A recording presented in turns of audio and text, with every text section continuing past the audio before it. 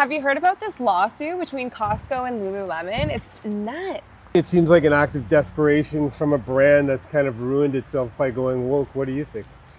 I think it's a really interesting argument because it comes at a time where you're seeing brands like Target launch an almost identical bag to Bottega Veneta.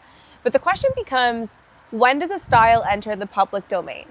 Because if something was big 5-6 years ago, that becomes a style that the masses desire. At what point is the rough concept of where the zipper goes to what point in the midline become what the brand owns?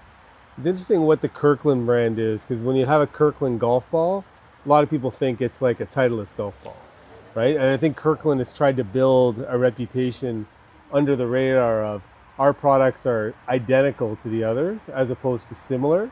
And the Costco people are okay with that. That's the copyright brand infringement I think we're dealing with.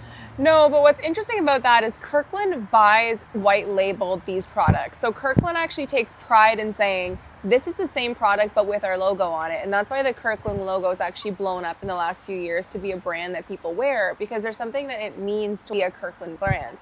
What's different about this is that Lululemon is very protective over their brand, which is actually one thing that Lululemon does well. Their high protection rights probably did not allow them to white label products to Costco. And not that Costco is necessarily wanting to rip it off, but they probably went down that lane before deciding to take a similar style. And that's the question. The scuba sweater came out like 7 years ago, 8 years ago.